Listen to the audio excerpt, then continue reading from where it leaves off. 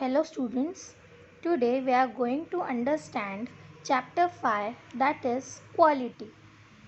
But before that, can a shoemaker be called an artist? And the answer is only if he has the same skill and pride in his trade as any other artist and the same respect for it too.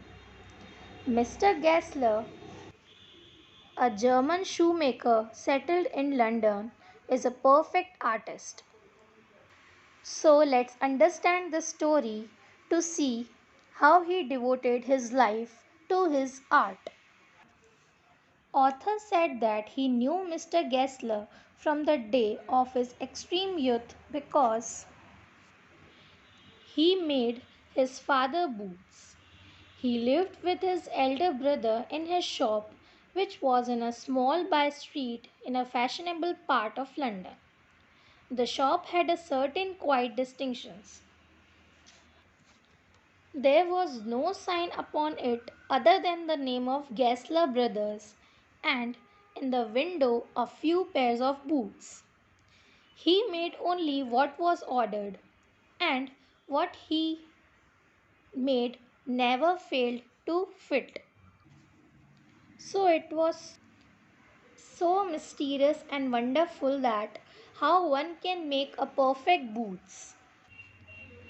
The shoes made by Mr. Gessler were very reliable and lasted for a long time, so author did not visit him very often. One day the author went to his shop. When he entered, he sat on a wooden chair, and then he heard the sound of Mr. Gessler's slippers, which was beating the narrow wooden stairs.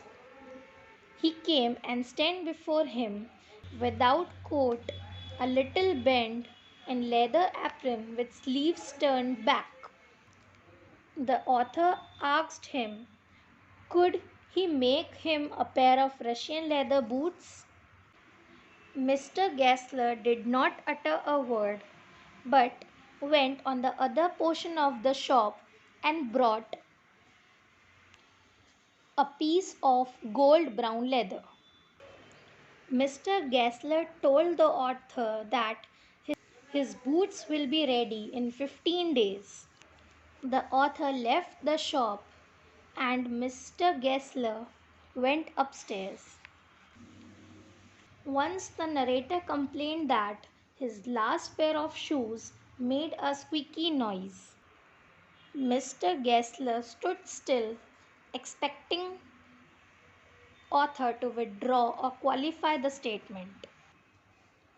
Mr. Gessler promised to repair the pair and said some boots are bad from birth. If he could do nothing with them, he can take off his bill. On another occasion, the narrator visited Mr. Gessler's wearing a pair of shoes he had purchased in an emergency from a very reputed big firm. Mr. Gessler immediately put his finger on the spot where the boot was not comfortable. He spoke bitterly about the lack of self-respect in the big firms.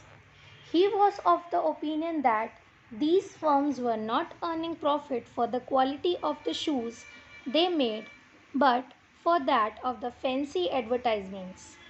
Mr. Gessler spoke of the hardship his firm was going through. He was facing a very crucial time with falling orders. The narrator was deeply moved and so placed an order for many pairs. These shoes lasted for nearly 2 years. When he reached the shop, he came to know that the elder brother of Mr. Gessler had died. He again ordered for many pairs of boots, but he was quite upset to see that Mr. Gessler seemed to have grown older by 15 years. The narrator soon went abroad. The narrator returned from abroad after a year, and he went to Mr. Gessler's shop to convey him his heartfelt thanks. But the narrator was shocked to know that Mr. Gessler had died of slow starvation of his shop was now owned by an Englishman.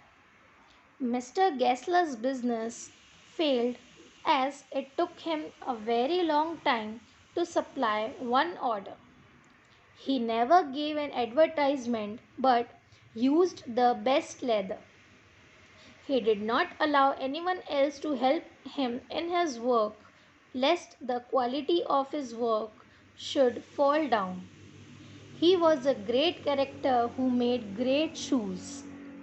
Here your chapter gets over.